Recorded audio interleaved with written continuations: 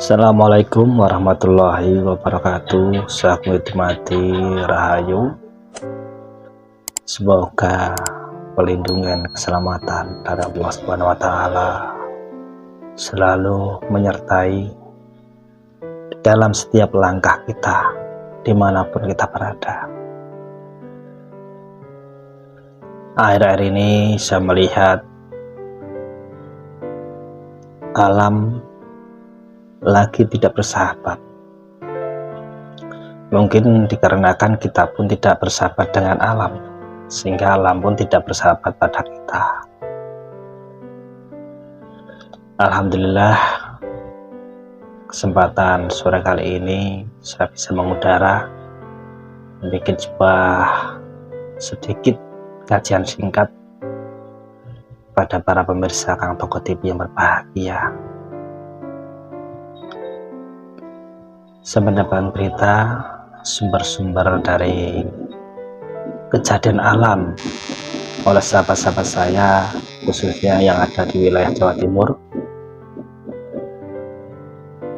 Sekarang ini Jawa Timur itu lagi banyak bencana dan sangat parah sekali, terutama di daerah Malang dan sekitarnya. Di sana terjadi banjir, terjadi angin puting beliung juga. Kemarin baru saja di wilayah Sidoarjo saya juga dapat berita dari kawan saya. Ini suatu fenomena alam yang terjadi. Semoga bencana ini menjadikan sebuah pencerahan bagi kita semua, sehingga kita bisa bermusyahadah, bisa melihat kekuasaan Allah Subhanahu wa taala ketika mengeluarkan sesuatu keagungannya, kekuasaannya, kekuatannya ditunjukkan kepada para manusia. Saudara-saudaraku yang budiman, saya teringat pada sebuah cerita legenda. Dan 3 tahun yang lalu saya pernah bermeditasi atau bertafakur di wilayah Kediri, di Gua Selomangleng. Dan saya mendapat banyak petunjuk di sana. Cuman ini menjadi kesakralan di dalam laku spiritual saya, tidak mungkin akan saya beberkan di channel YouTube ini. Yang jelas semoga tidak ada kaitannya dengan sumpah Ki Lembu Sora. Lembu Sora itu adalah seorang raja zaman dahulu kala. Lembu Sora ini dikecewakan oleh Dewi Kili Suci. Jadi dulu ada yang namanya Dewi Kili Suci, itu putri seorang jenggala yang sangat cantik jelita sehingga banyak disukai pria. Dan kebetulan putri jenggala ini dilamar oleh bangsa setengah manusia, bisa setengah siluman ya, kalau zaman dulu ya. Kenapa? Karena bukan manusia biasa. Jadi ada 2 raja dari negeri siluman, yaitu Lembu Sora dan Maesa Sora. Lembu Sora itu berbadan manusia, tapi kepalanya lembu atau sapi, sementara Maesa Sora itu badannya manusia, kepalanya kerbau. Dan kedua raja ini dari negeri, saya sebut siluman saja ya, ini mencintai, sangat mengharapkan Dewi Kili Suci ini untuk menjadi istrinya. Maka datanglah untuk melamarnya. Ketika itu Dewi Kili Suci ini sebetulnya ingin menolak, tapi karena mungkin takut kepada Lembu Sora dan Maesa Sora ini, akhirnya muncullah ide untuk menolak secara halus dengan mengadakan sayembara. Jadi kedua raja ini disuruh membuat sebuah sumur dengan persyaratan yang satu sumurnya airnya harus berbau wangi, yang satu sumurnya harus berbau amis. Yang namanya kedua raja ini bukan manusia biasa atau setengah siluman, sesuatu hal yang mudah untuk membuat hal demikian. Lantas Dewi Gili Suci menyuruhnya membuat dalam waktu semalam, sebelum ayam jantan berkokok adut harus sudah selesai. Maka dipenuhilah permintaan Dewi Gili Suci ini, dan akhirnya kedua raja ini mampu membuat sumur tersebut. Setelah itu bingung Dewi Gili Suci, ini harus bagaimana. Akhirnya muncullah ide kembali. Nah, maka Dewi Gili Suci menyuruh Mahesa Sura ini dan Lembu Sura ini untuk masuk di dalam sumur tersebut, membuktikan, mengambil airnya, apakah betul-betul sumur yang satu ini berbau wangi airnya dan yang satunya berbau amis.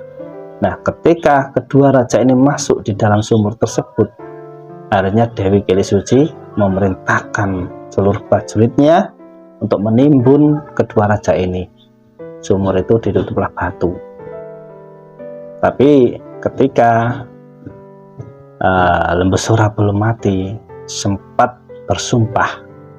Nah, ini yang saya bahas ini Lembu Sura, karena di dalam sejarah ini yang dalam naskah itu adalah Lembu Sura bersumpah bahwa suatu saat nanti, karena Lembu Sura itu sakit hati, untuk wilayah Tulung Agung akan menjadi gedung, maknanya akan menjadi sebuah tempat tampungan wadah air, bisa dikatakan danau ya, yang akhirnya menenggelamkan seluruh rakyat yang ada di Tulung Agung.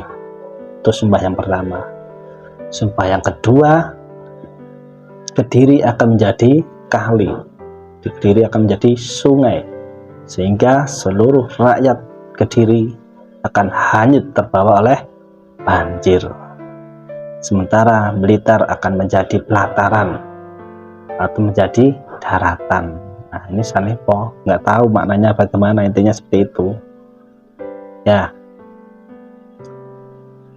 Semoga saja di cerita legenda ini kita ambil ibrohnya, kita bisa mengambil hikmahnya. Kenapa orang-orang terdahulu melakukan sumpah itu terkadang dikabulkan oleh Allah Subhanahu wa Ta'ala? Karena orang-orang zaman terdahulu itu getol dengan tafakurnya, tirakatnya atau tapanya, sehingga segala suatu permohonan permintaannya diijabah oleh Tuhan. Seperti itu. Tapi Dewi Gili Suci pun untuk membadarkan sumpah Lembu Sura juga melakukan sebuah pertapaan. Akhirnya beliau mengasihkan diri. Bertapalah beliau memohon kepada Sang Maha Pencipta supaya sumpah Lembu Sura ini tidak terjadi kepada seluruh rakyatnya. Nah, ketika saya melihat keadaan Jawa Timur saat ini banyak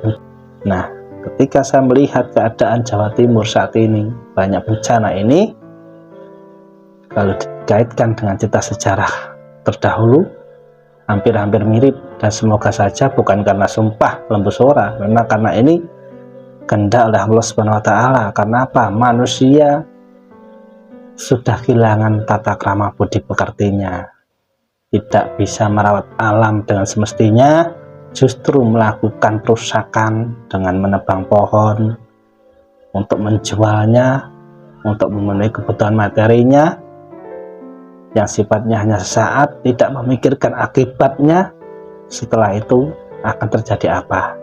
Membuang sampah pun sembarangan, tidak pada tempatnya. Nah, ini karena manusia melakukan perusahaan alam ini, akhirnya alam pun merusak kehidupan komunitas manusia. Itu menurut pandangan saya. Mohon maaf ya.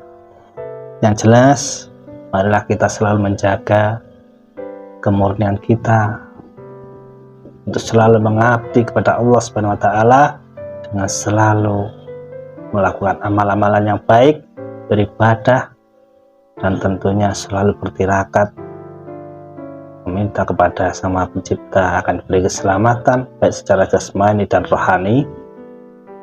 Ini adalah suatu hikmah yang bisa kita ambil ibrahnya supaya kita semakin mendekat pada Allah Subhanahu wa taala.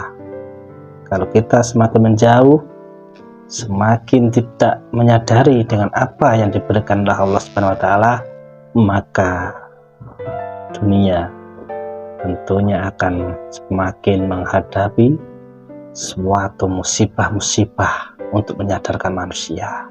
Ini baru awal.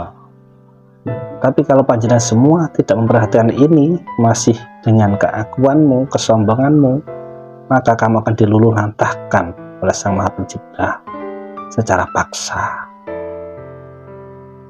Sekian dulu, terima kasih dari saya. Ada kurang lebihnya mohon maaf, saya manusia biasa yang mencoba memberikan sebuah edukasi sebagai referensi rohani.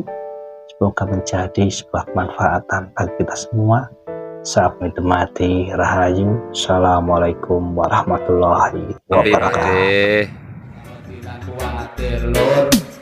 Awak dhewe isih dipikir para leluhur, tetep kuwe padha-padha ngawur, tetep obak